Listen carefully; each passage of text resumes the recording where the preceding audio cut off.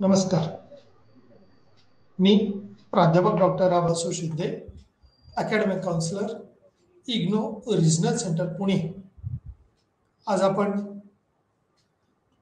Course code BECE 145 अर्थात 145 हा course code Indian economy 1 भारतीय अर्थव्यवस्था 1 या सब्जेक्ट अंतर्गत ब्लॉक वाढ आणि वितरण अर्थात ग्रोथ अँड डिस्ट्रीब्युशन या टॉपिकवर च्या अंतर्गत असणारा जो पॉवर्टी किंवा दारिद्र्य दारिद्र्य म्हणजे काय या अनुषंगाने आज चर्चा करणार आहोत. दारिद्र्याच्या आणि त्या अनुषंगाने असणाऱ्या वेगवेगळे भाग आपण या ठिकाणी आज चर्चेला घेतलेले आहेत. भारतीय अर्थव्यवस्था 1947 ला स्वातंत्र्य मिळाले त्यावेळेची स्थिती किंवा त्या अगोदरचे ब्रिटिशांचं असणारं वर्चस्व, ईस्ट इंडिया कंपनीच्या मार्फत झालेली भारतातली जी काही व्यापारासाठीच्या अनुषंगाने ब्रिटिशांनी भारतातले उद्योग व्यवसाय हस्तांतरित केले, त्याचबरोबर इथं असणारी नैसर्गिक साधन संपत्ती ती मायदेशी नेण्याचा प्रयत्न त्यांनी केला. त्याचबरोबर इथं भारतात कुठल्याही प्रकारच्या सुधारणा किंवा विकास या दृष्टीनं 150 वर्ष आपण पाहिलं. अनुभव आपल्या पूर्वजांनी अनुभवलं आपण म्हणूया की त्या स्थितीत जे होतं ते सर्व लुटून नेलं. थोडक्यात एखाद्याने किंवा एखाद्याच्या कुटुंबावरती दरोडा पडावा तशा पद्धतीने देशावरती ही आलेली बिकट स्थिती, याच्यातून आपली एकूणच चाललेली सुस्थिती किंवा मानवी उत्क्रांतीपासून आतापर्यंतचा विकास, त्याच्यातून आपल्याला असे वेगवेगळे अनुभव किंवा वेगवेगळ्या देशांची झालेली आपल्यावरची आक्रमण यामुळं, आणि दुसऱ्या बाजूला आपण ज्यावेळेला पाहतो त्यावेळेला 1951च्या आकडेवारीनुसार 36 कोटी लोकसंख्या भारतात होती. ही एकूण लोकसंख्या आता सध्याच्या लोकसंख्येचा विचार करता 135 किंवा 137 कोटीपर्यंत ही लोकसंख्या 2021च्या आकडेवारीनुसार ही संभाव्य आकडेवारीच्या अनुषंगाने येईल. 2011ची आकडेवारी आपल्याला असं सांगते की ही लोकसंख्या 121 कोटी एवढी होती. म्हणजे 2011ला आणि 2000 ज्यावेळेला एक ची आकडेवारी जर पाहिली तर 102 कोटी एवढी लोकसंख्या होती. अर्थात या लोकसंख्या वाढीचा वेग हा नंतर आता जरी घटलेला असला किंवा कमी झालेला असला तरी पूर्वीची लोकसंख्या ही प्रचंड वेगाने वाढलेली आहे. परंतु भूक्षेत्रफळाच्या दृष्टीने ज्यावेळेला आपण विचार करतो तेव्हा क्षेत्रफळ मात्र स्थिर आहे, जेवढं आहे तेवढंच आहे. त्यामुळे वाढत्या लोकसंख्येला रोजगार निर्मितीच्या संधी, उद्योग व्यवसायाचे जर काही विकास झाला नाही, वाढ झाली नाही, तर आर्थिक दृष्टीनं दारिद्र्यामध्ये राहावं लागतं. आता ही दारिद्र्य म्हणजे काय, तर या दारिद्र्याच्या अनुषंगाने आपल्याला 2 संकल्पना सांगता येऊ शकतात. एक सापेक्ष दारिद्र्य आणि दुसरा निरपेक्ष दारिद्र्य. सापेक्ष दारिद्र्यामध्ये तुलनात्मकरित्या दारिद्र्याचा उल्लेख केला जातो. म्हणजे जिथं एकाकडे एक वस्तू आहे परंतु दुसऱ्याकडे ती वस्तू नाही तर त्याला सापेक्ष दारिद्र्य असं म्हणायचं. आणि एकाकडे असणारी वस्तू आणि दुसऱ्याकडे नसणारी वस्तू ती देखील सापेक्ष दारिद्र्याच्या अनुषंगाने येईल. निरपेक्ष दारिद्र्यामध्ये काय, मूलभूत गरजा अन्न, वस्त्र, निवारा या मूलभूत जर गरजा आपल्याला पूर्ण करता आल्या नाही तर त्याला निरपेक्ष दारिद्र्य असं म्हणायचं. भारतात तुलनात्मकरित्या इतर देशाचा विचार करता भारतात निरपेक्ष दारिद्र्याचं प्रमाण जास्त आहे. त्याचं कारणही आता आपण स्पष्ट केलं की एकूण लोकसंख्येत झालेली वाढ. आता केवळ लोकसंख्येत झालेली वाढ आहे एवढंच कारण होऊ शकेल का, तर असंही म्हणता येणार नाही. कारण साक्षरतेचा दर जो वाढायला पाहिजे होता तेवढ्या वेगाने वाढलेला नाही. म्हणजे आजही निरक्षरतेचं प्रमाण आहे, अशिक्षितांचं प्रमाण पूर्वीचं जास्त होतं ते आता काही प्रमाणात आपण बदल केलेला आहे किंवा 75% पर्यंत साक्षरता आपली गेलेली आहे. आता याच 75%च्या आसपास असणारी साक्षरता पूर्वीचा जर आपण विचार केला तर त्याच्यात झालेले बदल आणि आत्ताच्या स्थितीत झालेले बदल हे निश्चितपणे आपल्याला उल्लेखनीय स्वरूपाचे म्हणावे लागतील. पॉवर्टी रेशो हा कशा पद्धतीनं आहे किंवा त्याची एकूण स्थिती काय आहे, तर ही वाढ आणि वितरण या दारिद्र्याच्या अनुषंगाने असणाऱ्या प्रणाली त्याच्यात झालेले बदल हे आपल्याला बघावे लागतील. आता पॉवर्टी रेशो जो आहे तो कशा पद्धतीने किंवा त्याचा स्टडी आपण कशा पद्धतीने करणार आहोत, तर इंट्रोडक्टरी पार्टमध्ये आपण पाहतो गरिबीचे मोजमाप करता येईल का, दारिद्र्य आपल्याला कशा पद्धतीचं आहे, किती आहे हे आपल्याला पाहता येऊ शकतं का? या मापनाच्या काही पद्धती आहेत का? दारिद्र्य मापनाचे किंवा दारिद्र्याचे मोजमाप करण्याच्या पद्धती आपल्याला बघाव्या लागतील. गरिबीचे मोजमाप हे जर आपल्याला करता आलं किंवा त्याचं मेजरमेंट ऑफ पॉवर्टी ही कशी मोजली पाहिजे किंवा ग्रामीण भागात काय, शहरी भागात काय, त्याचं मोजमापाचं एकक काय असू शकतं, त्या अनुषंगाने आपल्याला गरिबीचं मोजमाप हे यामध्ये दिलेलं आहे. या मापन पद्धतीमध्ये मेथड ऑफ मेजरमेंट त्या कोणत्या कोणत्या पद्धती आहेत? भारतातील गरिबीचे मापन किंवा poverty measurement of in India. भारतात जे दारिद्र्य आहे ते मोजल्यानंतर किती येऊ शकतं किंवा कशा पद्धतीनं आहे आणि कोणतं कमी किंवा कोणतं जास्त आहे ते आपल्याला याच्यातून दिसून येईल. गरिबी लिंकेजेस, पॉवर्टी लिंकेजेस. आता पॉवर्टी लिंकेजेसमध्ये ह्याचं कशाशी लिंक करता येऊ शकतं आणि त्याची माहिती मिळू शकते. म्हणजे पॉवर्टी मोजायचीच असेल तर त्याला पोषकदृष्ट्या किंवा न्यूट्रिशन्स आपण जे आहार घेतो तो पोषण आहार आहे का, पोषक तत्व त्याच्यामध्ये आहे का, ते बघावं लागेल. क्रेडिट जे आहेत ते क्रेडिट कशा पद्धतीने आहेत, किती आहेत आणि त्या कॅरेट्सच्या अनुषंगाने आपल्याला त्याचे मोजमाप उपजीविका कशा पद्धतीने होतीये ते आपल्याला बघता येऊ शकते.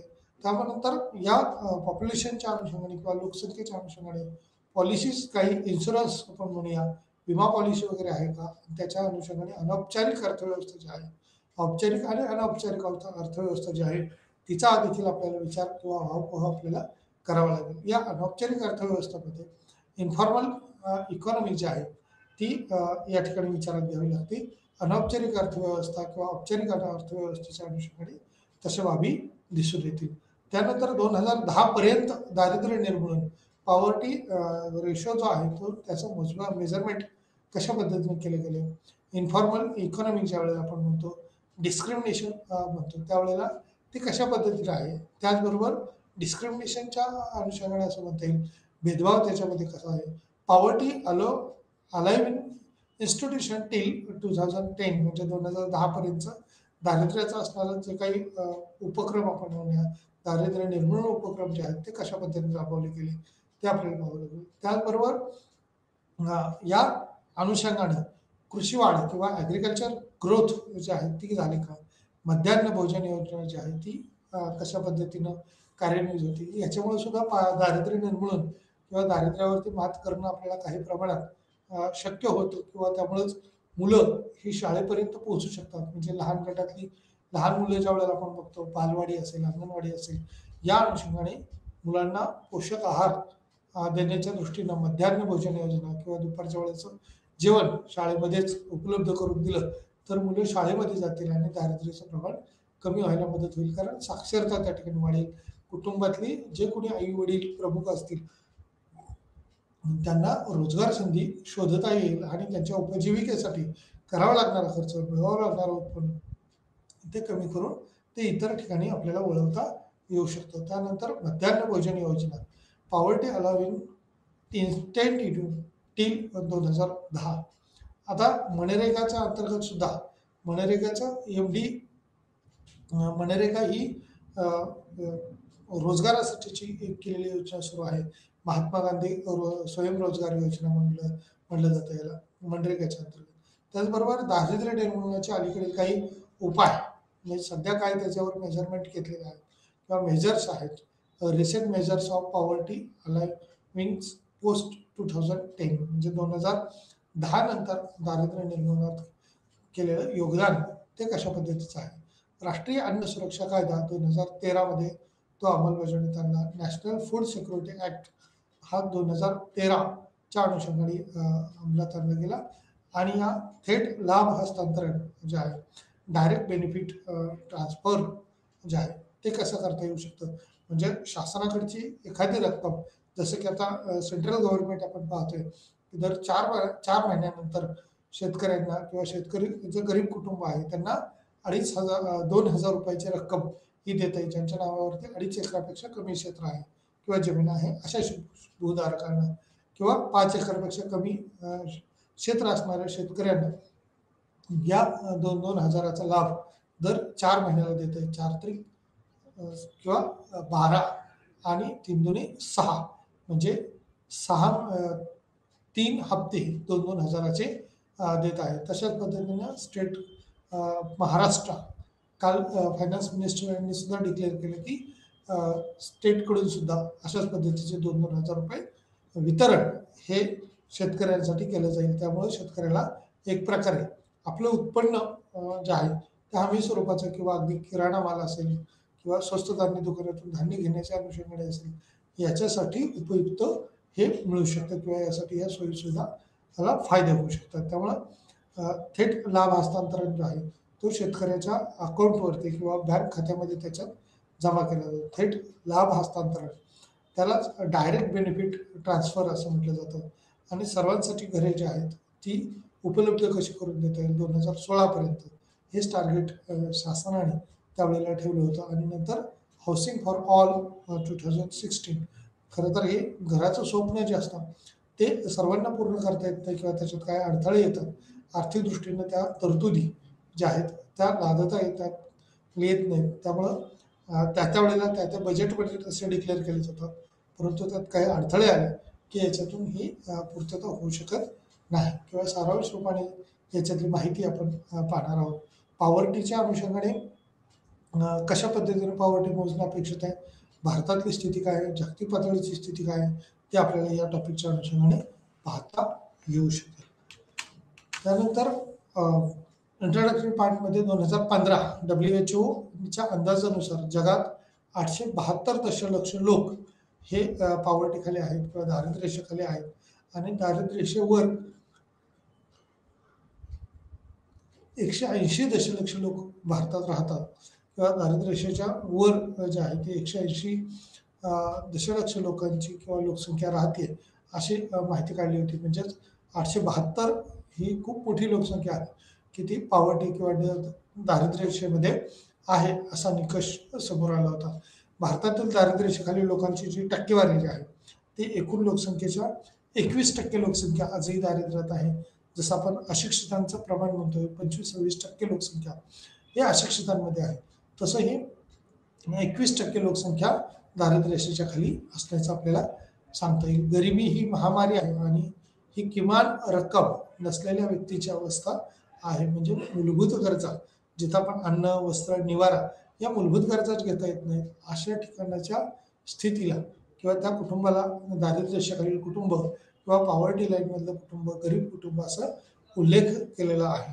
त्यामुळं ही जागतिक पातळीवरची महामारी आहे आणि या महामारीमध्ये अनेक लोकसंख्या आपण पाहतो मृतावस्थेमध्ये किंवा मृत पावणाऱ्यांची संख्या देखील या पॉवर्टीमुळे दिसून येते. कारण खायलाच अन्न मिळालं नाही तर त्या मूलभूत गरजा उपजीविका आपल्याला पूर्ण करता येणार नाही आणि ही उपजीविका जर पूर्ण करता आली नाही तर आपोआप त्याच्यातून मृत्यूकडे आपल्याला लोकसंख्या गेलेली दिसेल. त्यामुळे ही गरिबी किंवा महामारी जी आहे ती किमान रक्कम नसलेल्या व्यक्तीची अवस्था असलेली दिसून येते किंवा त्यांना किमान आपल्या गरजा पूर्ण करता येतील अन्न, वस्त्र, निवारा आणि मग चौथी गरज जी आहे ती शिक्षणाची. परंतु या ठिकाणी पॉवर्टीमध्ये आपण पाहतो किमान या 3 गरजा तरी आपल्याला पूर्ण करणं अपेक्षित किंवा आवश्यक आहे. गरिबीचं मोजमाप ज्यावेळेला आपण म्हणतोय या गरिबीचं मोजमाप किंवा मेजरमेंट जे आहे ते गरिबीचे वेगवेगळे उपाय आहेत. ह्या विभागात आम्ही काहींचा अभ्यास करू किंवा गरिबी मोजण्याच्या वेगवेगळ्या पद्धती ज्या आहेत त्या महत्त्वपूर्ण पद्धती आहेत. या गरिबीच्या मोजमाप करतानाच्या पद्धती ज्या आहेत त्या कोणत्या पद्धती असू शकतात, कशा पद्धती असू शकतात याचा सर्वार्थाने आपल्याला विचार करावा लागेल किंवा विचार विनिमयाच्या अनुषंगाने आपल्याला माहिती देता येऊ शकते. म्हणजे आम्ही काहींचा किंवा या पुस्तकाच्या अनुषंगाने आपल्याला म्हणता येईल की काही बाबतीत काही मेजरमेंट आपल्याला मांडता येतात किंवा काही माहिती असतात, परंतु सर्वच बाबतीत ह्या बाबी माहिती असतीलच असं म्हणता येणार नाही. त्यामुळे मापन पद्धती हेड काउंट किंवा रेषेने सुरुवात करता येते जे मोजमाप सोपे असताना आणि म्हणून मोठ्या प्रमाणावर वापरले जाते. आम्हाला गरिबीची सापेक्ष तीव्रता जाणून घेण्यास याच्यामुळे मदत करत नाही. म्हणजे मेजरमेंट जे आहे ते कम्पॅरेटिव्ह नाही परंतु निरपेक्ष दारिद्र्य जे मी मगाशी सांगितलं त्या दारिद्र्याच्या अनुषंगाने सुद्धा भाग महत्त्वाचा आहे. 2 तुलना गटामध्ये गरिबी अंतर प्रमाण नावाचे एक मापन आपल्याला देते आणि 2 प्रदेश किंवा गटामधील गरिबीच्या तीव्रतेची कल्पना याच्यातून येते. आता या मापन पद्धतीमध्ये हेड काउंटर रेशोने सुरुवात केली गेली आणि ही गरिबी अंतर प्रमाण जे आहे ते नावाचं एक मापन आपल्याला देता येते किंवा त्या अनुषंगाने दोन प्रदेश किंवा गटामधील गरिबीची स्थिती ही दिसून येते. भारतातील गरिबीचे मापन हे पहिल्या दोन पंचवार्षिक योजना कालावधीत व्याख्या किंवा सक्रिय आणि निरोगी जीवन सक्षम करण्यासाठी किमान ऊर्जेची आवश्यकता त्यामध्ये असते. म्हणजे पहिल्या दोन पंचवार्षिक योजना कालावधीत व्याख्या किंवा सक्रिय आणि निरोगी जीवन हे सक्षम करण्याच्या दृष्टीने म्हणजे अन्न वस्त्र निवारा या मूलभूत गरजा मिळाव्यात, त्याबरोबर त्याच्यात पोषक घटक जर काही देता आले अन्नामध्ये तर त्या दृष्टीनं पहिल्या दोन पंचवार्षिक योजनेमध्ये म्हणजे 1951 ते 1955 आणि 1955 ते 2060 या कालावधीपर्यंत जर विचार केला तर या मूलभूत गरजा कशा पद्धतीने देता येतील, वाढवता येतील त्या दृष्टीनं प्रयत्न करणं अपेक्षित आहे. शहरी भागात 2400 कॅलरीज प्रति प्रौढ दिन आणि 2900 किलो कॅलरीज असे ऊर्जेचे प्रमाण हे शहरी भागाच्या दृष्टीने किंवा शहरी भागामध्ये 2400 कॅलरीज आणि ग्रामीण भागामध्ये 2900 कॅलरीज एवढा ऊर्जा किंवा उष्मांक देणारा आहार हा त्या प्रति व्यक्ती प्रतिदिन घेणं अपेक्षित आहे. म्हणजे उदाहरणासाठी इथं असं म्हणता येईल की एखाद्या टू व्हीलरमध्ये ज्या वेळेला पेट्रोल किंवा डिझेल आपण पेट्रोल भरत असतो त्यावेळेला या पेट्रोलमुळं किती ऊर्जा निर्माण होऊ शकते, म्हणजेच त्या गाडीचं इंजिन व्यवस्थित चालू शकतं आणि ती गाडी काही अंतर जाऊ शकते किंवा काही वेळ चालू राहू शकते अशी स्थिती. म्हणजेच गाडीचे ॲव्हरेज जर समजा आपण म्हणूया 60 किंवा 70 ॲव्हरेज देत असेल, 70 किलोमीटरपर्यंत एखादी गाडी जात असेल आणि सध्याचा पेट्रोलचा दर जो काय आपण महाराष्ट्रातला अनुभवतो तो त्या अनुषंगाने 105 किंवा 106 रुपये आहे. 106 रुपयामध्ये 1 लिटर पेट्रोल मिळतं आणि 106 रुपयाच्या 1 लिटर पेट्रोलमध्ये ती गाडी 60 किलोमीटर एवढी जाते. तर शहरी भागामध्ये त्याच पद्धतीनं मिळालेला उष्मांक किंवा खाल्लेला आहार आपण म्हणूया जो काय आहार घेतलेला असतो मग तो फलाहार असेल किंवा इतर ब्रेकफास्टच्या अनुषंगाने असेल किंवा जेवण असेल, लंच डिनर आपण म्हणूया पाहिजे तर, आणि या उपजीविकेमुळे या आहारामुळे 2400 कॅलरीज एवढा उष्मांक मिळू शकतो किंवा तेवढा उष्मांक घेणारा आहार हा शहरी भागात अत्यावश्यक असतो. त्याशिवाय व्यक्तीला जिवंत राहणं शक्य होत नाही किंवा आपलं दैनंदिन कार्य जे आहे ते सुस्थितीत करता येणं शक्य होत नाही. 2900 किलो कॅलरीज एवढा ग्रामीण भागामध्ये आहार असणं अपेक्षित आहे आणि एवढ्या किलो कॅलरीज जर ऊर्जेचे प्रमाण ठरवण्यात आले तर तेवढं उष्मांक देणारा आहार हा घेणं अपेक्षित असतं. 1960-61च्या किमती किंवा त्या कालखंडातला विचार करून या शहरी आणि ग्रामीण दांडेकर रथ असतील याच्या समितीने किंवा वेगवेगळ्या समित्या त्यावेळेला नेमल्या होत्या. मग तेंडुलकर समिती असेल किंवा दांडेकर रथ यांची समिती असेल किंवा अजूनही बाकी काही जागतिक पातळीवरच्या काही निकष असतील या अनुषंगाने या आहाराचा किंवा कॅलरीयुक्त आहार, कॅल्शियमयुक्त आहार आपण म्हणूया तर कॅलरीयुक्त जर पोषक आहार जर मिळाला तर दारिद्र्य किंवा पॉवर्टी लाईन त्या ठिकाणी नाही असं म्हणायचं आणि ज्यांना ते घेणं शक्य नाही त्यांना त्या बिलो पॉवर्टी असं म्हटलं जाईल किंवा दारिद्र्याखाली आहेत असं म्हटलं जाईल. त्यामुळे ग्रामीण भागात प्रौढ प्रतिदिन या मानकाच्या आधारे 1960-61च्या किमतीत गरिबी रेषेची राष्ट्रीय किमान रुपये म्हणून व्याख्या करण्यात आली. त्याप्रमाणे ग्रामीण भागासाठी दरडोई 20 रुपये एवढं निश्चित करण्यात आलं आणि शहरी भागासाठी हेच उष्मांक किंवा तो कॅलरीयुक्त आहार घेण्यासाठी 25 रुपये असं अनेक तज्ज्ञांनी मतं मांडली आणि त्या मतातून आपल्याला निदर्शनास आणून देण्याचं काम केलेलं आहे. त्यामुळे गरिबी किंवा पॉवर्टी लाईन जे आहे ते कशा पद्धतीने वाढू शकते, कशा पद्धतीने बदलू शकते ते दिलेलं आहे. त्यामुळे ग्रामीण आणि शहरी लोकसंख्येसाठी खर्चाची पातळी जी आहे ते विचारात घ्यावी लागते. किमान गरजांचा निर्णय आणि ते कठोरपणे पौष्टिकतेशी संबंधित नव्हते किंवा त्या अनुषंगाने या बाबी आपल्याला बारकाईनं पाहाव्या लागतील. दारिद्र्य लिंकेज किंवा गरिबी ही एक बहुआयामी आहे आणि सामाजिक आणि आर्थिक क्षेत्रामध्ये अनेक घटक यामध्ये आहेत. त्यामुळे गरिबीशी विचार करता त्याची लिंकेज हा पोषकतेशी आहे, शिक्षणाशी आहे, म्हणजे साक्षरतेशी आहे. अशा बाबतीत आरोग्य स्थिती कशा पद्धतीने आहे ती देखील पाहावी लागेल. म्हणजे एका बाजूला आपल्याला गरिबी जर नियंत्रित करायची असेल किंवा कमी करायची असेल तर आपल्याला पोषक आहार देणं गरजेचं आहे. मग त्यासाठी गरिबीमुळे उत्पन्नावर मर्यादा येतात. गरिबी का आहे तर दारिद्र्य आहे म्हणून गरिबी आहे. दारिद्र्य का आहे तर गरिबी आहे. म्हणजे बेकारी आपण ज्यावेळेस म्हणतो बेकारी आणि दारिद्र्य या दोघात काय फरक आहे तर बेकारी म्हणजे ज्याला उत्पन्न मिळत नाही किंवा काम मिळत नाही त्याला. आणि दारिद्र्य काय आहे तर मूलभूत गरजा देखील खरेदी करणं शक्य नाही. त्यामुळे बेकारी आणि दारिद्र्य हे दोघाला पूरक असणाऱ्या संकल्पना आहेत. एकाच नाण्याच्या दोन बाजू आहेत. कारण जो व्यक्ती दारिद्र्याच्या वरती असेल किंवा दारिद्र्य मूलभूत गरजा आपल्याला करणं शक्य असेल त्यावेळेलाच तो काहीतरी रोजगारा दृष्टीनं उद्योग व्यवसाय करू शकेल, अन्यथा तो उद्योग व्यवसाय करू शकणार नाही. त्यामुळं मूलभूत गरजांच्या दृष्टीने या बाबतीत विचार त्याला करावा लागणार आहे. त्यामुळं आहाराची कमतरता आणि कुपोषणामुळे मानसिक अभाव आहे आणि शारीरिक विकास. भारतातील गरिबांना अनुदानित अन्न उपलब्ध आहे का? अनुदानित म्हणजे स्वस्त धान्य दुकानाच्या मार्फत जर गरीब गरजू असतील तर त्यांना तशा पद्धतीनं जसं पिवळा रेशन कार्ड, तांबडा रेशन कार्ड, शिधा कार्ड आपण ज्याला म्हणतो, रेशन धान्य दुकानातून धान्य मिळण्यासाठीचं ते योग्य प्रकारचं मिळू शकेल का, किती प्रमाणात मिळू शकेल तर सार्वजनिक वितरण प्रणालीद्वारे परिणामी धान्याची टंचाई जरी असली तरी अजूनही अस्तित्वात आहे किंवा दुष्काळ दूर झाला आहे का या दृष्टीने आपल्याला पाहावं लागेल. त्यामुळे गरिबी ही बहुआयामी आहे आणि सामाजिक आणि आर्थिक क्षेत्रामध्ये अनेक घटक त्याच्यामध्ये दिलेले आहेत. त्यामुळं पोषकता किंवा पोषक आहार घेणं ही गरिबीच्या दृष्टीने देखील मूलभूत बाब आहे किंवा त्याला मिळणं अपेक्षित आहे. उत्पन्नावर त्याच्या मर्यादा येतात त्यामुळे खर्च त्यांना करणं शक्य होत नाही आणि कुपोषणाचं प्रमाण जाणवतं. त्यामुळे मानसिकदृष्ट्या आपल्याला अभाव किंवा मानसिक कमतरता त्यांची दिसून येत असते. आता या गरिबाला अनुदानित स्वरूपाचे जर स्वस्त धान्य दुकानामधून धान्य मिळत असेल तर त्याचा निश्चित ते फायदा घेत असतात किंवा त्यांना त्याचा फायदा होत असतो असं आपल्याला दिसून येतं. आता याच अनुषंगाने क्रेडिट किंवा त्याला अनुसरून आपण म्हणूया काही बाबी जर विचारात घेतल्या तर ते किती आहेत किंवा कशा पद्धतीने आहेत. आर्थिक उदारीकरणानंतरच्या सेवांचा विस्तार हा मोठ्या प्रमाणावर झालेला आहे. वेगवेगळ्या सेवा ज्या आहेत त्या वाढलेल्या आहेत.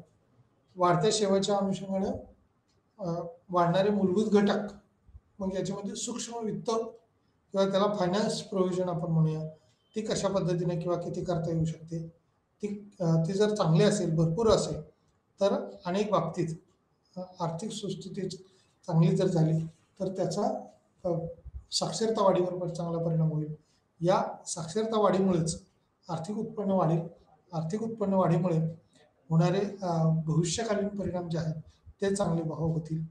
त्या औपचारिक दृष्टीने किंवा अनौपचारिक दृष्टीने सुद्धा ही स्थिती जी आहे ती कशा पद्धतीची आहे ती सकारात्मक बाब आपल्याला अनुभवायला मिळू शकते. त्यामुळं कालांतराने होणं समाजातील गरीब घटकावर चांगल्या दृष्टीने प्रयत्न केले जाऊ शकतात. त्यामुळं कालांतराने समाजातील गरीब घटकावर त्याचा भार पडू नये किंवा त्याचा जो पडलेला भार आहे तो कसा कमी करता येईल या दृष्टीने शासन प्रयत्न करतं. म्हणूनच उदारीकरणाच्या नंतरच्या सेवांचा जर विचार केला 1991 नंतरचा जर विचार केला तर आता आपण पाहतो की बँकिंग सुविधासारखी सुविधा ही सध्या ऑनलाईन आहे. म्हणजे याला जाणारं आपलं मानवी श्रम जे आहे ते आता वाचायला लागलं किंवा ते कमी झालेले दिसतात. हा एक सकारात्मक विकास मानला जात होता.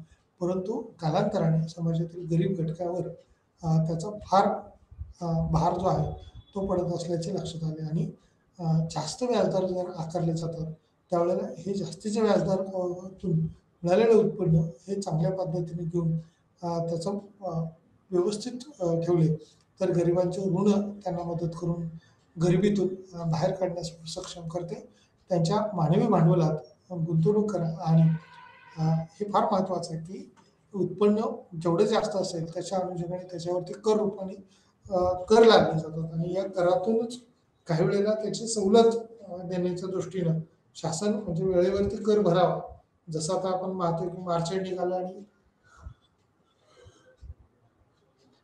एप्रिल पासून पुढं आपल्याला TDS फॉर्म 16 हा भरला जातो किंवा टॅक्स भरण्याचं प्रमाण GST भरण्याचं प्रमाण जे आहे ते SGST CGST आपण म्हणूया. या अनुषंगाने मिळणारं उत्पन्न त्याची गोळाबेरीज किंवा एकूणच जो डायरेक्ट टॅक्स असतात, म्हणजे आता केंद्रीय मंत्री नेते निर्मला सीतारामन यांनी निश्चित केल्याप्रमाणे भारतात वेगवेगळ्या प्रकारचे टॅक्स जे लादले गेले ते उत्पन्नानुसार किंवा प्रमाणानुसार प्रमाणबद्धतेनं हे टॅक्स जे आहेत, म्हणजे ज्याचं जास्त प्रमाण असेल तशा पद्धतीने त्याला टॅक्स, आणि ज्याचं कमी उत्पन्न असेल त्याला कमी टॅक्स, किंवा मध्यम उत्पन्न असणाऱ्याला मध्यम स्वरूपाचा टॅक्स हा देखील आकारला जातो. त्यामुळं जास्त व्याजदर किंवा तशा पद्धतीने न आकारता एकूणच मिळालेलं उत्पन्न, म्हणजे एकूण आलेला GDP जो आहे तो मानवी भांडवलात किंवा रूपांतर करून त्याची गुंतवणूक ही वाढवता येऊ शकते. सूक्ष्म उद्योग स्थापन करा, त्यांच्या गरिबीवर आळा घालण्याच्या दृष्टीने आपल्याला प्रयत्न करता येऊ शकतात. गरिबी निर्मूलन करण्यासाठी मानवी भांडवलात गुंतवणूक जर केली, म्हणजे शिक्षणावरची गुंतवणूक जर केली किंवा वेगवेगळे साधनसामुग्री, शैक्षणिक साहित्य जर उपलब्ध करून दिलं तर अगदी प्रौढाला असेल किंवा लहानाला असेल तर त्याच्यातून उत्पन्न वाढीला चांगला हातभार लागतो. त्यामुळे क्षमता असलेले सूक्ष्म उद्योग स्थापन करा आणि त्यांच्या गरिबीवर आळा घालणे, म्हणजे स्किल ओरिएंटेड क्षमता, म्हणजे त्या समोरच्याला व्यक्तीला असणारी कॅपॅसिटी किंवा त्याची क्षमता ती पाहून ती ओळखून उद्योग व्यवसाय जर निर्माण केले गेले तर त्यांच्या हातून काहीतरी वस्तू निर्मिती होईल, यंत्रसामुग्री निर्मिती होईल आणि त्यातून उत्पादन वाढीला मदत होईल. वाढलेल्या उत्पादनातून आपल्याला आर्थिक जी बघायची आपण कॅलरीज आहार म्हणतो, तो कॅलरीज आहार मग 2900 कॅलरीज असेल किंवा 24 कॅलरीज असेल, तो ग्रामीण आणि शहरीच्या दृष्टीने भिन्न आहे. म्हणजे ग्रामीणमध्ये जास्त कॅलरीज आहार घ्यावा लागतो, तर शहरीमध्ये तो कमी कॅलरीज आहार घेतला तरी होऊ शकतं, कारण हार्डवर्क त्या ठिकाणी शारीरिक कष्ट तुलनात्मक त्याच्यामध्ये भिन्नता आहे. विमा संरक्षण जर असेल तर रिस्क फॅक्टरसाठी लोक जवळ पैसे ठेवणार नाही. आपल्याकडे असणारे उत्पन्न ते योग्य पद्धतीने खर्च करतील, किंवा कमी उत्पन्न असलेल्या लोकांसाठी तृतीयक आरोग्य सेवा ह्या बऱ्याचदा खूप दिल्या जातात किंवा त्या उपलब्ध करून दिलेल्या असतात. जसं की परिणामी ज्यांना तृतीयक आरोग्य सेवेची आवश्यकता असते त्यांच्यावर उपचार केले जात नाहीत किंवा ते सोडून दिले जातात. त्यामुळे विध्वंसक रुग्णालयाची बिले जे दोन्ही गरिबी वाढवतात, या व्यतिरिक्त हृदयविकार आणि कर्करोग ज्यांना तृतीयांश किंवा आरोग्य सेवा आवश्यक आहे, अनेक देशामध्ये वाढ होत आहे. आणि विशेषतः भारतासारख्या जे गरिबीचं प्रमाण जास्त असलेल्या देशामध्ये याच्यात विमा संरक्षण किंवा विमा पॉलिसीच्या मार्फत उत्पन्न हे काही तरतूद आपण म्हणूया आरोग्याच्या दृष्टीनं, म्हणजे जसं आता मेडिक्लेम आपण म्हणतो, हा मेडिक्लेम जर काढलेला असेल तर आरोग्यविषयक स्थिती ज्यावेळेला संकटकालीन स्थिती असेल त्यावेळेला याच्यावर मात करता येणं शक्य होतं. जसं की परिणामी ज्यांना तृतीयक आरोग्य सेवेची जी आवश्यकता असते त्यांच्यावर उपचार केले जात नाहीत किंवा ते जे सोडून दिलेले असतात त्याला अशा बाबी म्हटलं जातं. त्यामुळे विध्वंसक रुग्णालयाची बिले हे जे दोन्ही गरिबी वाढवतात, या व्यतिरिक्त हृदयविकार आणि कर्करोग ज्यांना तृतीयांश आरोग्य सेवा ज्या आहेत त्या पुरवण्याचं काम भारतात मोठ्या प्रमाणावर केलं जातं. आता इथं औपचारिक आणि अनौपचारिक अशा दोन बाबी आहेत. या अनौपचारिक बाबीमध्ये अनौपचारिक अर्थव्यवस्थेमध्ये लहान नोंदणी नसलेल्या स्वयंरोजगार दोन्हींचाही समावेश होतो. आणि औपचारिक बाबीमध्ये क्षेत्रातील सुरक्षित नोकऱ्यामध्ये उद्योग आणि मजुरीचा रोजगार यामध्ये त्याच्या बाबीवरती विचार केला जातो. त्यामुळे सर्व अनौपचारिक कामगार गरीब नसतात आणि सर्वच गरीब कामगार काम करणे गुंतलेले नसतात. दुसऱ्या शब्दात सांगायचे तर कामगारांचा वर्ग हा वाढत आहे. जगभरात ज्यांना औपचारिक क्षेत्रात औपचारिक एक रोजगार मिळतो, सामाजिक सुरक्षिततेचे फायदे होतात, या टेंडरला त्यांच्या असुरक्षिततेसाठी ओळख आवश्यक आहे. या सर्व अनौपचारिक कामगार किंवा गरीब नसताना आणि सर्वच गरीब कामकरी गुंतलेले नसतात. त्यामुळे याच्यात अनौपचारिक आणि औपचारिक हे अर्थव्यवस्थेच्या दृष्टीने दोन्ही घटक महत्त्वाचे असतात. त्यानंतर भेदभाव, गरिबी आणि भेदभाव अनेकदा जोडलेले असतात. वंशिकतेवर आधारित भेदभाव किंवा वंश, लिंग थेट आर्थिक संधीच्या किंवा त्या बाबतीतल्या घटकाचा, शाळा, कुटुंब, कामाच्या सेटिंग्सबद्दल संस्थात्मक माहिती या बाबीवर त्यांनी विशेष भर दिलेला आहे. त्यामुळं भेदभाव किंवा गरिबी आणि याच्यातलाच भाग तो करून घेतलेला आहे. वंशिकतेवर आधारित असणारा भेदभाव किंवा वंश, लिंग इत्यादी थेट आर्थिक संधीच्या प्रवेशावर या बाबी विचारात घेतलेल्या आहेत. कुटुंब आणि त्यांच्या शाळा असतील, कुटुंबातल्या मुलांच्या शैक्षणिक स्थिती असेल, कामाच्या सेटिंग्समधील संस्थात्मक प्रभावाचा जटिल संच असेल, या संचामध्ये कशा पद्धतीने बदल झाला किंवा याच्या असणारी सद्यस्थिती काय आहे, त्या अनुषंगाने आपल्याला गरिबीमध्ये विचार करावा लागतो किंवा या बाबीवर आपल्याला विशेष भर द्यावा लागतो, अशी स्थिती दिसून येते. कुटुंब आणि शाळा यांच्या कामाच्या बद्दलची असणारी स्थिती.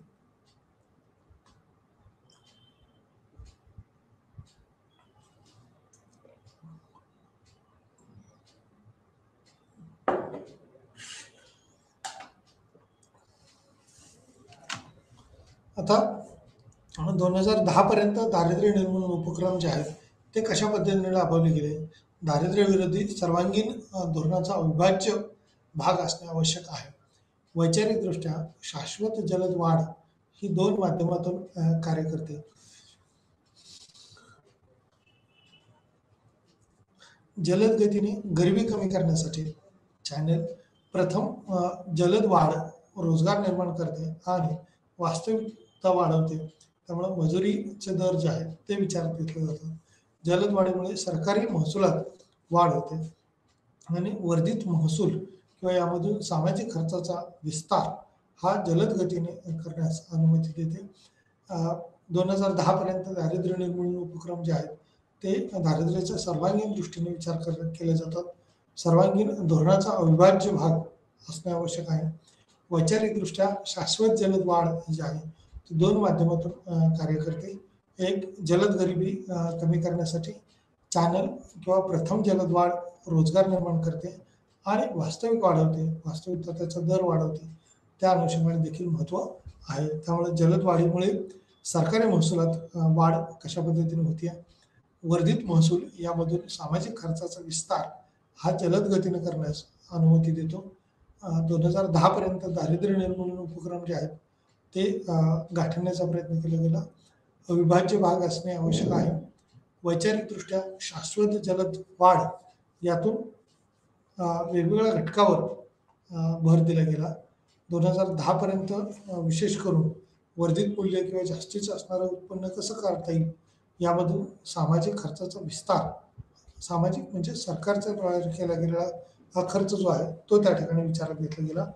त्यात जलद गती किंवा गती क्षमता वाढवणं या दृष्टीने देखील प्रयत्न केले गेले. दारिद्र्य निर्मूलनासाठी कोणतीही रणनीती ग्रामीण भागाला भेडसावणाऱ्या ज्या काही समस्यांना आहेत त्या सामोरे जाणे आवश्यक आहे. अजूनही एकूण लोकसंख्येच्या 68.8% म्हणजेच जवळपास 833 दशलक्ष लोकसंख्या ही 2011च्या जनगणनेनुसार लोक दारिद्र्य रेषेखाली आहेत. 11 भारतातील सुमारे 80% ग्रामीण भागात गरीब लोक राहत होते आणि त्यापैकी बहुतेकांची उपजीविका ही थेट किंवा अवलंबून असलेली म्हणजे शेतीवरती अवलंबून असणारी ही उपजीविका जी आहे ती आपल्याला दिसून येते. या शेतीवर अवलंबित्व असणारा किंवा उपजीविकेसाठी शेती हा प्रमुख स्रोत असल्यामुळं इथं दारिद्र्याचं प्रमाण सुद्धा तुलनात्मकरित्या ग्रामीण भागात जास्त वाटत होतं. भारतातील सुमारे 80% ग्रामीण भागात लोक राहतात आणि त्यापैकी बहुसंख्य लोक हे उपजीविकेसाठी शेतीवरच गुजराण करतात. जर शेती आपल्याकडे नसती तर तुलनात्मकरित्या विकसित देशासारखंच आपल्याला दारिद्र्याला जास्त सामोरं जावं लागलं असतं. परंतु कोविड पॅन्डेमिकच्या काळात आपण पाहिलं की शहरात राहणारी लोकसंख्या ही संकट काळात ग्रामीण भागामध्ये किंवा आपल्या मायदेशी आपल्या कुटुंबाकडे परत गेलेली दिसली आणि अजूनही लोकसंख्या जर आपण पाहिली तर ते 68% लोकसंख्या ही जवळपास 833 दशलक्ष लोकसंख्या ही ग्रामीण भागात जी आहे ती त्यापैकी आपण म्हणूया 80% लोकसंख्या ही शेती हा प्रमुख व्यवसाय करते. या व्यतिरिक्त उद्योगधंदे असतील, सेवा क्षेत्र असेल यामध्ये केवळ 20% लोकसंख्या त्यावेळेला 2011च्या आधीच्या आकडेवारी ज्यावेळेला पाहतो त्यावेळेला त्याचं प्रमाण असणारं दिसून येतं. अप्रत्यक्षपणे कृषी क्षेत्राच्या कामगिरीवर ग्रामीण शेत आणि बिगर शेती उत्पन्न इतके परावलंबी आहे की एक मजबूत बिगर शेती ग्रामीण अर्थव्यवस्था एक दोलायमान कृषी वाढ आवश्यक आहे आणि 2011-12 नुसार रोजगार NSSO च्या बेरोजगारी किंवा सर्वेक्षण कृषी आणि संलग्न क्रियाकलापामध्ये 49 कार्यरत किंवा 49% कार्यरत असणारा भाग हा त्याच्यामध्ये दिसून आलेला आहे. म्हणजे अप्रत्यक्षपणे कृषी क्षेत्राच्या कामगिरीवर संपूर्ण भारताची लोकसंख्या जर आपण म्हणलं तर त्यापैकी 80% लोकसंख्या ही त्याच्यावर उपजीविकेसाठी आणि रोजगारासाठी सुद्धा सुरुवातीच्या काळात अवलंबून होते. आत्ता आपण पाहिलं तर आता कृषी क्षेत्राप्रमाणेच सेवा क्षेत्रामध्ये मोठ्या प्रमाणात वाढ झाली आणि त्यामुळे अनेक लोकसंख्या ही त्या ठिकाणी ट्रान्सफर किंवा एका व्यवसायातून दुसऱ्या व्यवसायात उद्योगामध्ये असेल, सेवा क्षेत्रामध्ये असेल गेलेली आपल्याला पाहायला मिळते. 1995 मध्ये यात MDMS ही केंद्र प्रायोजित योजना म्हणून घोषित करण्यात आली आणि या योजनेची काही उद्दिष्ट डोळ्यासमोर ठेवली होती. मध्यान्ह भोजन योजना यालाच म्हटलंय MDMS. मध्यान्ह भोजन योजना शालेय मुलांची पोषण स्थिती सुधारणे आणि या पोषण स्थितीमध्ये चांगली वाढ करण्याच्या दृष्टीने त्यात बदल करण्याच्या दृष्टीने काही गोष्टी परिवर्तित केल्या किंवा त्याचे नियम जे आहेत, निकष जे आहेत ते बदलले गेले आणि त्या अनुषंगाने सर्वांपर्यंत हा पोषक आहार कसा पोहोचेल. 1972चा दुष्काळ आणि त्यानंतर अगदी 80-85 पर्यंत जर बघितलं, 90 पर्यंत जर बघितलं तर सुकडी, दूध असतील, अंडे असेल एवढ्यापुरताच हा मर्यादित आहार हा त्या त्या कालखंडात दिला जायचा. पण सध्या आपण पाहतोय पोषक किंवा पौष्टिक मग त्याच्यामध्ये कडधान्य आली, डाळी आल्या, भात आला, तांदूळ आला किंवा या अनुषंगाने घटक जे आहेत ते वाढवले गेले. तेल असेल या प्रकार सुद्धा स्वस्त धान्य दुकानाच्या मार्फत देण्याचे घोषित करण्यात आले किंवा तशा पद्धतीने ते वितरित करण्यात आलं. दूर करणे म्हणजे वर्गातील भूक जे आहे ते बेरोजगारी किंवा दारिद्र्यात असणाऱ्या लोक भूक भागवण्याचं काम हे यामार्फत झालेलं दिसून येतं. शाळेतील नोंदणी ही वाढवणे किंवा शैक्षणिक स्थितीकडे असणारा कल तो सुद्धा कसा वाढवता येईल, त्याच्यात कशी भर घालता येईल ते त्या ठिकाणी नमूद करण्यात आलं. त्यामुळे दूर करण्यातील किंवा त्यातली भूकची समस्या जी होती ती मध्यान्ह भोजनामुळे किंवा या योजनेमुळे MDMS ही जी योजना होती मध्यान्ह भोजन योजना तर त्याचे अनेक फायदे झालेले दिसून येतात. त्यामुळे शाळेतील उपस्थिती टिकवून ठेवणे, गळतीचे प्रमाण कमी करणे 2008-9 पासून हा कार्यक्रम सुरू आहे. 129 उच्च प्राथमिक स्तरापर्यंत विस्तारित असणारी स्थिती ही बदललेली आपल्याला दिसून येते. किंवा शाळेतील उपस्थिती टिकवून ठेवणे, गळतीचे प्रमाण कमी करणे वगैरे या मध्यान्ह भोजन योजनेमुळे शक्य झालं. त्यामुळे 8-9 पासून हा कार्यक्रम प्रकर्षाने राबवला जातो. गरिबी 1929 उच्च माध्यमिक स्तरापासूनची असणारी गरिबीची स्थिती यात सुद्धा मोठ्या प्रमाणावर बदल झालेले दिसतात. मनरेगाची ही योजना जी आहे ती यामध्ये निर्दिष्टित वेतनावर 100 दिवसाच्या अकुशल रोजगाराची हमी त्या ठिकाणी कामगाराला दिले जाते. म्हणजे कोणताही व्यक्ती असला, स्त्री असली, पुरुष असला तरी त्याला त्याच्याच परिसरामध्ये किमान कष्ट किंवा आपण म्हणूया अकुशल स्वरूपाचं जर कामगार असेल तरी त्याला काही ठराविक काम दिलं जायचं आणि त्याला वर्षभरात किमान 100 दिवस 365 पैकी 100 दिवसाचे वेतन किंवा 100 दिवस काम त्याला देण्याच्या दृष्टीनं प्रयत्न केला गेला. आणि या प्रत्येक ग्रामीण भागातील कुटुंबातील एका सदस्याला दिलेलं आर्थिक वर्तन किंवा आर्थिक वर्ष ही योजना राबवण्यात आली. त्याचाही फायदा खूप मोठ्या प्रमाणावर झाला. त्यामुळं 2006-07 मध्ये 200 निवडक जिल्ह्यामध्ये वेगवेगळ्या महाराष्ट्राचाच केवळ एखाद्या जिल्ह्याचा विचार केला तर तिथं एखाद्या राज्याचा विचार केला तर त्यात अनेक जिल्हे आहेत. तसा संपूर्ण देशपातळीचा विचार करता 200 निवडक जिल्ह्यामध्ये ही योजना सुरू करण्यात आली आणि त्याचा हळूहळू परिणाम हा सर्वत्र वाढलेला आपल्याला पाहायला मिळतो किंवा वाढलेला आपल्याला दिसून येतं. संपूर्ण देश ही स्थिती जी आहे ती वाढवण्याच्या दृष्टीनं मूळ उद्दिष्ट डोळ्यासमोर ठेवले आणि देशातील ग्रामीण भागातील गरिबी कुटुंबाची जी काही रोजीरोटीचं सुरक्षा जे आहे तर त्या अनुषंगाने त्याचा भाग विचारात घेतला होता. मनरेगासारखी ही योजना जी आहे ती निर्दिष्टित वेतनावर 10 दिवसाच्या अकुशल रोजगाराची हमी यात दिली गेली आणि प्रत्येक ग्रामीण कुटुंबातील एका सदस्याला दिलेली ही योजना कशी लाभदायक ठरू शकते, कशी फायदेशीर ठरू शकते ती शासनाने सर्वसामान्यांपर्यंत पोहोचवण्याचं कार्य केलेलं आहे. त्यामुळे 2006-07 मध्ये 200 निवडक जिल्ह्यामध्ये सुरू करण्यात आलेली ही योजना ही सर्व कष्ट सर्वांच्या दृष्टीने फायदेशीर ठरलेली आहे.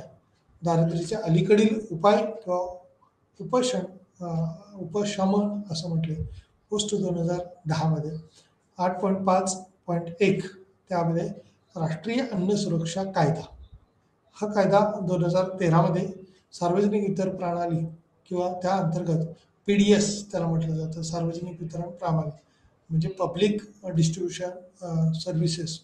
म्हणजे भारतात दीर्घ इतिहास जर आपण पाहिला, भारताचा दीर्घ इतिहास, तर मूलभूत गरजा ज्या आहेत त्यामध्ये अन्न, वस्त्र, निवारा या पोहोचवण्याच्या संदर्भात वेगवेगळे कायदे आणि त्या कायद्यातल्या असणाऱ्या तरतुदी याचं प्रमाण त्यामध्ये दिलं गेलं. त्यामुळेच राष्ट्रीय अन्न सुरक्षा कायदा 2013 ही सार्वजनिक वितरण प्रणाली आहे. PDS राखण्याचा भारतात प्रयत्न केला गेला. भारताचा दीर्घ इतिहास जो आहे तो 2013च्या अगोदरपासूनच अगदी राष्ट्रीय अन्न सुरक्षा कायद्याच्या अगोदर त्या दृष्टीने प्रयत्न केले गेले होते. परंतु अशा पद्धतीचा अन्न सुरक्षा कायदा आणणं आणि त्याला मंजुरी मिळणं या दृष्टीने देखील प्रयत्न केला. त्यातूनही ज्याद्वारे सरकार नागरिकांना अनुदानित अन्नधान्य देते, मुळात ही एक प्रणाली आहे आणि त्याला सार्वत्रिकता होती, परंतु नंतर गरिबांना लक्ष करण्यासाठी निवडक बनवण्यात आले आणि 2013चा राष्ट्रीय अन्न सुरक्षा कायदा जो आहे NFSA तो 75% ग्रामीण आणि शहरी लोकसंख्येपैकी 50% लोक हे प्रति 5 किलो धान्यासाठी पात्र आहेत आणि अनुदानित किमतीवर ते दरमहा व्यक्ती खरेदी करू शकतात. म्हणजे 5 किलोपर्यंतचं जे अन्नधान्य आहे ते देण्याचं निश्चित करण्यात आलं. परंतु कोविडच्या काळात किंवा त्या अगोदर आपण केंद्रातलं जे सरकार 2014 मध्ये आलं, त्यानंतर काही काळातच त्यांनी 35 किलो धान्य, गहू आणि तांदूळ देण्याचं डिक्लेअर केलं गेलं. आणि या गव्हामध्ये 10 किलो गहू असतील, तांदळाचं प्रमाण जे आहे ते 15 किलो किंवा 20 किलोपर्यंत तांदूळ देण्याचं निश्चित केलं आणि निश्चित हे 35 किलो धान्य वाटपाचं काम शिधापत्रिकेच्या मार्फत हे चालूच ठेवलं गेलं.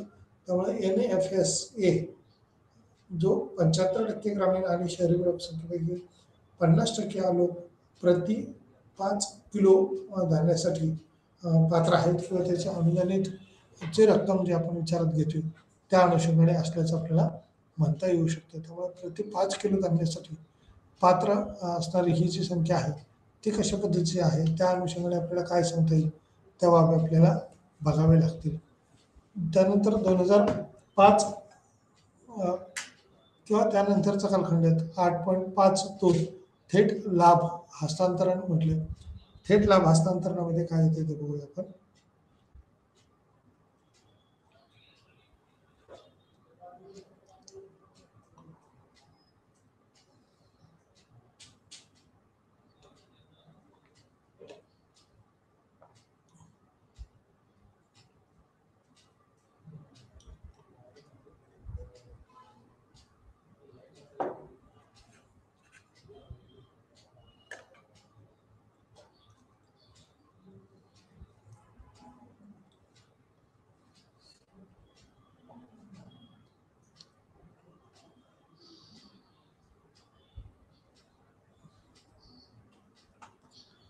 थेट लाभ हस्तांतरणामध्ये किंवा त्याच्या अनुषंगाने असणारं दारिद्र्याच्या दृष्टीनं आपण काय काय करू शकतो किंवा डायरेक्टरद्वारे विविध योजनांच्या अंतर्गत लाभांचे सध्याचे जे लिंक आहे ते वितरण प्रणाली किंवा DBT म्हटलं जातं, त्याला वितरण लाभ हस्तांतरण पद्धत म्हटलं जातं.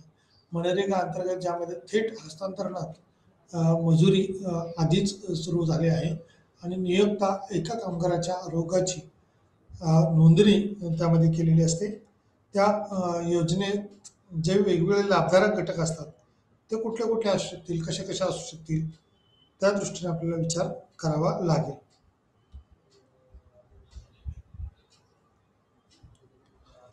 थेट लाभ हस्तांतरणामध्ये घडून येणारे जे बदल आहेत ते कुठले कुठले आहेत तर जनधन बँक किंवा बँक खाते जे आहेत ते त्यामध्ये बायोमेट्रिक ओळखपत्र. आता रेशन धान्य ज्या वेळेला आपण घ्यायला जातो त्यावेळेला तिथं बायोमेट्रिक नोंदणी केलेली असते किंवा जनधन अकाउंट त्यांचं असणं अपेक्षित आहे, बँक खातं असणं अपेक्षित, त्याबद्दलची देखील दप्तरी नोंद ही आवश्यक असते. म्हणजे माझ्या कुटुंबात समजा 4 लोक असतील किंवा 5 लोक असतील, त्या 4-5 पैकी एकाचं तरी त्या ठिकाणी बायोमेट्रिक अटेंडन्स किंवा बायोमेट्रिक त्या ठिकाणी घेतलं जातं आणि मगच त्या कुटुंबाला तशा पद्धतीनं धान्य वितरण करण्याची सोय किंवा करण्याची तरतूद असल्याचे आपल्याला दिसून येते.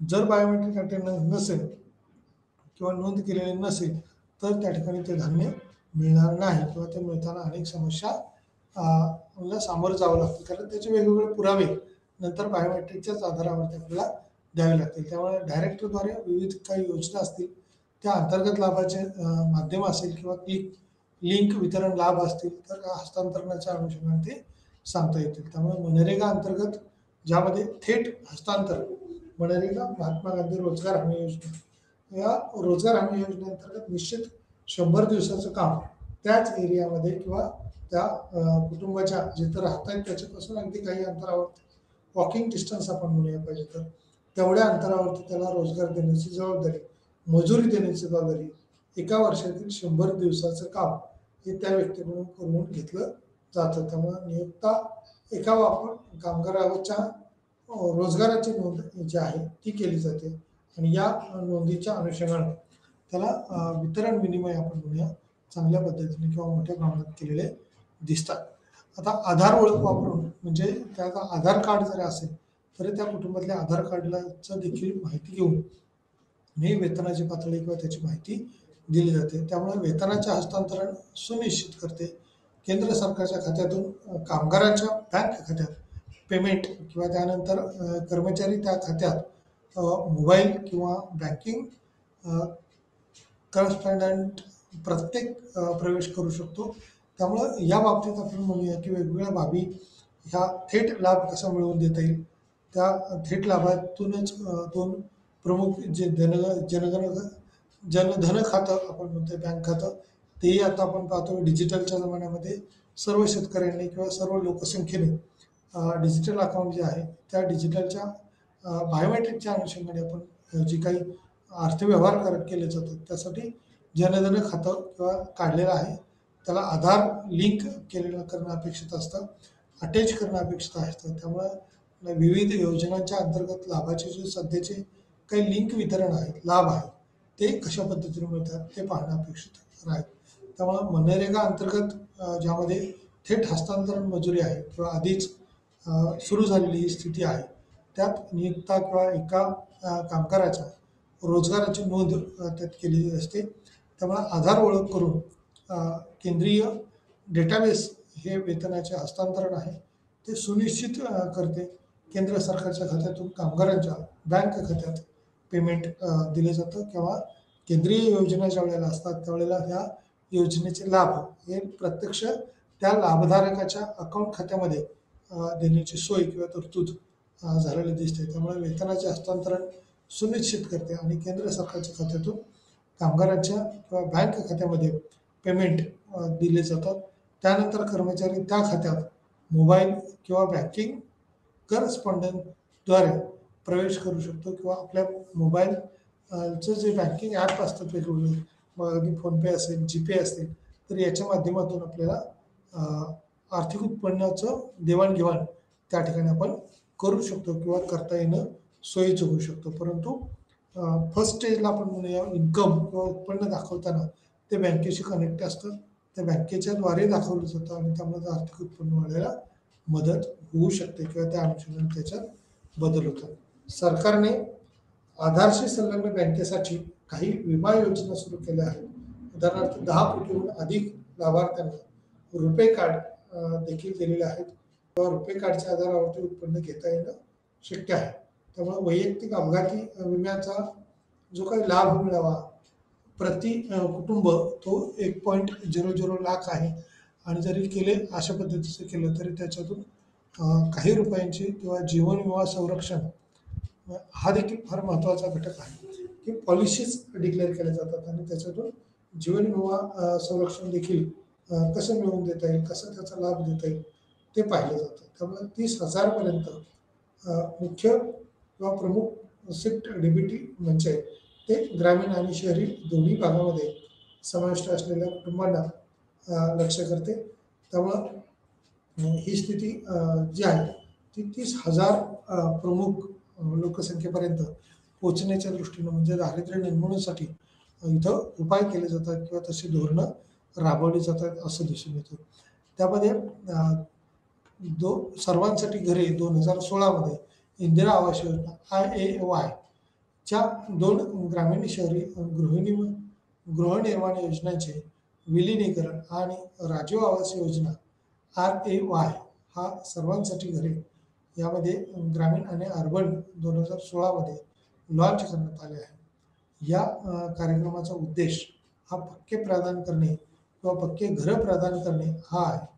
आणि या पक्के घरं प्रदान करताना सर्वांसाठी घर किंवा 2016 मध्ये इंदिरा आवास योजना IAY च्या इंदिरा आवास योजनेतून सुद्धा खूप मोठ्या प्रमाणावरती घरं ही ग्रामीण भागात सर्वसामान्य कुटुंबाला मोफत देण्यात आली. आता सध्या त्यासाठी काही 10-20% हे त्या कुटुंबातला हिस्सा असणं अपेक्षित आहे आणि उर्वरित रक्कम जी आहे ती इंदिरा आवास योजनेतून दिली गेली. परंतु आता म्हाडासारखे प्रोजेक्ट जे आहेत भारतात किंवा महाराष्ट्रात, विशेष करून महाराष्ट्र शासनाच्या मार्फत याची लकी ड्रॉ लॉटरी पद्धतीनं घराची सोडत केली जाते आणि तशा पद्धतीने त्यातल्या काही लोकांना ही मोफत घरं देखील उपलब्ध होऊ शकतात. त्यामुळे सर्वांसाठी घरे ही 2016 मध्ये ज्या 2 ग्रामीण शहरी गृहनिर्माण योजनेच्या मार्फत योजना राबवली गेली. राजीव आवास योजना RAY राजीव गांधी हे पंतप्रधान होते आणि त्यांच्या नावाने सुद्धा नंतर ही योजना सुरू करण्यात आली. हा सर्वांसाठी घरे किंवा ऑल होल्डर्स आपण म्हणूया, ऑल हाऊस होल्डर्स सर्व घरधारकांसाठीच एक नियोजन करण्यात आलं आणि ग्रामीण आणि अर्बन 2016 मध्ये ही लॉन्च करण्यात आली. या कार्यक्रमाचा उद्देश हा पक्के प्रदान करणे किंवा पक्के घरे प्रदान करणे असा होता. या घरांच्या मार्फत अनेक सोयीसुविधा या उपलब्ध करण्याचं काम या वास्तव स्थितीत केलं गेलं. त्यामुळे 2016 याच्यामध्ये इंदिरा आवास योजनेतून IAY आणि राजीव गांधी किंवा राजीव आवास योजना RAY ह्या भाग त्या ठिकाणी विचारात घेतला. हा सर्वांसाठी घरे कशी उपलब्ध करून देता येतील, ग्रामीण आणि अर्बन 2016 मध्ये लॉन्च करण्यात आलेला हा भाग होता. या कार्यक्रमाचा उद्देश हा पक्के घरं उपलब्ध करून देण्याच्या दृष्टीनं फार महत्त्वाचा ओळखला जातो. 10 कोटीहून अधिक लाभार्थ्यांना रुपे कार्डचा जसा लाभ झाला तसा याच्यातल्या लाखो लोकांना इंदिरा आवास योजनेचा लाभ झाला. त्याचबरोबर जी राजीव आवास योजना होती त्यामध्ये सुद्धा अनेकांना सरकारच्या मार्फत घर देण्याचं निश्चित केलं आणि त्यावेळेला ती घरं वितरित करण्यात आली. त्यामुळं वितरण प्रणालीच्या अनुषंगाने जर पाहिलं तर रोजगार निर्मितीसाठी जसं दारिद्र्य आपण कमी करण्याच्या दृष्टीनं मूलभूत घटकामध्ये निवारा याचा देखील आपण विचार केलेला आहे. त्यामुळं सारांशच्या अनुषंगाने आपण ज्यावेळेला पाहतो त्यावेळेला काही भाग हा निश्चित आपल्याला विचार करावा लागेल.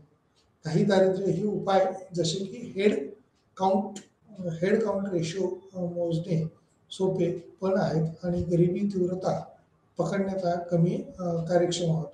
PGI आणि SQGI सारखे उपाय याच्यात विचारात घेतलेले आहेत. ते गरिबीची तीव्रता लक्षात घेतात. म्हणून श्रेष्ठ भारत या अनुषंगाने काही अंदाज उपभोगाची पद्धत जी आहे ते लक्षात घेतलेली आहे आणि गरिबी किंवा विकसित केलेली ह्याची पद्धत ती वापरली गेलेली आहे. NSSOच्या ग्राहक खर्चाच्या सर्वेक्षणातून समोर आलेल्या ह्या बाबी आहेत. त्या बाबीत वेगवेगळे जे घटक सांगितलेले आहेत SQGI म्हणजे किंवा PGI म्हणजे पिवळं रेशन कार्ड असेल, तांबडं रेशन कार्ड असेल, त्या अनुषंगाने आपल्याला कसे सोयी सवलती पुरवता येतील, त्यात कार्यक्षमता कशी राखता येईल किंवा सखोलता कशी देता येईल ते आपल्याला पाहावं लागेल. ते गरिबी तीव्रता लक्षात घेताना म्हणून श्रेष्ठ भारत असं विचार केला जातो आणि अंदाज किंवा उपभोगाची पद्धत जी आहे ती विचारात घेतली जाते. त्यामुळे गरिबी विकसित केली गेली. NSSOच्या ग्राहक खर्चाच्या अनुषंगाने सर्वेक्षणातून समोर आलेल्या या बाबी आहेत. त्या बाबीमध्ये कोणते घटक येऊ शकतील शैक्षणिक उपलब्धी किंवा मात्रात्मक आणि गुणात्मक दोन्ही राहिले आहेत. धोरण, नियोजन आणि संसाधन आघाडीवर तर्कसंगत करण्यासाठी सार्वजनिक शालेय स्तरावरील शिक्षणासाठी निधी उपलब्ध करून देण्याचं काम देखील या अंतर्गत केलेलं आपल्याला पाहायला मिळू शकतं. त्यामुळे शिक्षणाचा दर्जा किंवा शिक्षकांच्या समस्या सोडवण्यासाठी शालेय स्तरावर जबाबदारी विचारात घेतली जाते. थेट लाभ हस्तांतरण यासारख्या पद्धती, शाळा एकत्रीकरण करणं इत्यादीवर भर दिलेला पाहायला मिळतो. किंवा ते गरिबीच्या अनुषंगाने कशा पद्धतीने बदलतील हे देखील आपल्याला पाहायला मिळू शकतं. काही दारिद्र्य किंवा काहीच्या अनुषंगाने काउंट रेशो जो आहे तो मोजता येऊ शकतो किंवा सोपं करता येऊ शकतो. गरिबीची तीव्रता जी आहे ती आपल्याला कार्यक्षम पद्धतीने किंवा PGI आणि SQGI सारखे उपाय आहेत ते गरिबीची तीव्रता कमी करतात. त्या अनुषंगाने शैक्षणिक उपलब्धता, मात्रात्मक उपलब्धता आणि गुणात्मक या दोन्हींच्या बाबतीत याचा विचार करणं सोपं जातं. किंवा संसाधन आघाडीवर तर्कसंगत करण्यासाठी ही सार्वजनिक शालेय स्तरावरील शिक्षणासाठी निधी आणि उच्च स्तरावरील खर्चाची वाटणी किंवा शिक्षणाचा विचार यात केला जातो. शिक्षकांच्या समस्या सोडवण्यासाठी शालेय स्तरावर त्याची जबाबदारीची वाटणी किंवा विभागणी ही केली जात असते. थेट लाभ हस्तांतरण यासारख्या पद्धती ह्या शाळा एकत्रीकरणासाठी किंवा इत्यादी प्रयत्नातून लाभ पोहोचवण्याचं काम हे केलं जातं. त्यामुळं दारिद्र्य किंवा पॉवर्टी आपण जे म्हणतो ती दारिद्र्य निर्मूलनाच्या अनुषंगाने आपल्या देशातले दारिद्र्य हे निरपेक्ष दारिद्र्य आहे. हे निरपेक्ष दारिद्र्य कमी करण्यासाठी आपल्याला वेगवेगळे उपाययोजना ही करता येऊ शकतात. तशा पद्धतीने त्याच्यात बदल करता येऊ शकतील, राबवता येतील. ते गरिबी किंवा तीव्रता लक्षात घेतात. म्हणून श्रेष्ठ भारतात अंदाज उपभोगाची पद्धत लक्षात घेऊन गरिबी विकसित केली जाते. त्याबरोबरच या उपलब्ध पात्रांमध्ये पोषक आहार कशा पद्धतीने देता येऊ शकतो. इथं जे आपल्याला दारिद्र्य निर्मूलनातली महत्त्वाची मनरेगाची जशी रोजगार हमीची आहे तशी मध्यान्ह भोजन योजना जी आहे MDMS या योजनेतून सुद्धा शालेय मुलांसाठी पोषक आहार, त्यामुळं मुलं शाळेतही येतील, आहारही घेतील आणि त्यांच्या कुटुंबाचं दारिद्र्य कमी करायला मदत होईल. त्यामुळे शाळेतील उपस्थिती ही टिकवून ठेवणे आणि गळतीचे प्रमाण कमी करणे या 8-9 पासून हा कार्यक्रम सुरू आहे किंवा ते करता येणं शक्य होऊ शकतं. त्यामुळं गरिबी 119 उच्च प्राथमिक स्तरापर्यंत विस्तारित झालेला आहे आणि त्यातून एकूणच सुस्थिती जी आपण म्हणूया ती कशी करता येईल कमी त्याच्यावर भर दिलेला आहे. विशेष करून मनरेगाच्या अंतर्गत आपल्याला बोलताना सांगता येईल 100 दिवसाच्या अकुशल रोजगाराची हमी मनरेगामध्ये दिलेली असते. निर्दिष्टित म्हणजे कुठल्याही प्रकारचं काम येत नसेल, कौशल्य येत नसेल तरी देखील मनरेगातून 100 दिवसाचं काम आणि त्या कुटुंबाच्या किंवा जिथे निवासी आहे त्याच्याच जवळ आसपास एरियामध्ये 2-3 किलोमीटरच्या आतमध्ये हे काम देण्याची व्यवस्था ही केलेली असते. त्यामुळे मनरेगातून 100 दिवसाच्या कामाची हमी मिळते.